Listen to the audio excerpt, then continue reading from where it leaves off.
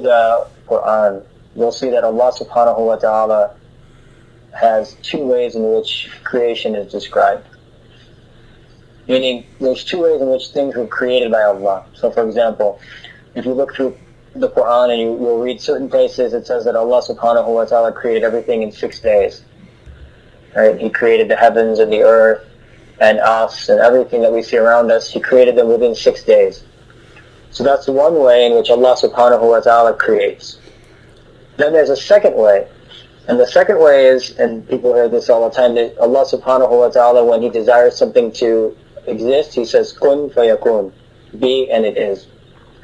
So there's two ways in which creation actually occurs. One is this 6-day method, and the other is this method of saying kun fayakun, be and it is.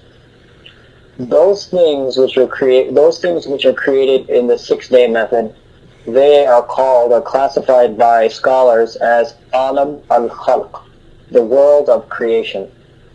Meaning the world of things that was created in 6 days. So that includes our bodies, the ground, the earth, the skies, the trees, animals. Every single thing that you see on this planet was all created over a 6-day period.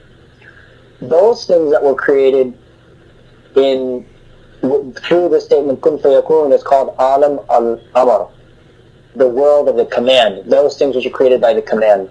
And in general, as a very rough sort of dividing line, everything below the arsh of Allah subhanahu wa ta'ala was created by khalq over 6 days. And everything above the arsh of Allah subhanahu wa ta'ala was created by amr. Now, what's unique about us is that we are a compound of two components. So we have bodies and we have souls. Our bodies were created through khalq.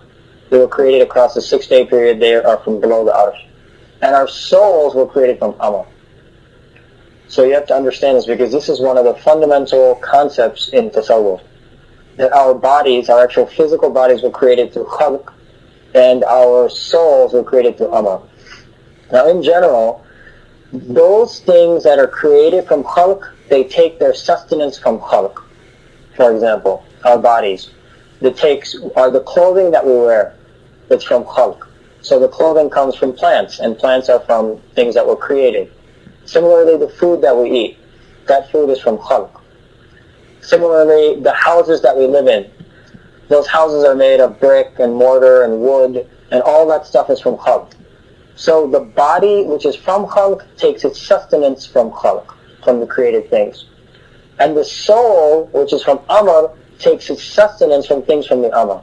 So the nur of Allah subhanahu wa ta'ala, the faiz of Allah subhanahu wa ta'ala, the barakah of Allah subhanahu wa ta'ala, the benefits that you get from reading the Quran, the benefits that you get from prayer, all these things are nourishment for the soul, because they were created from amr, and the soul is also created from amr.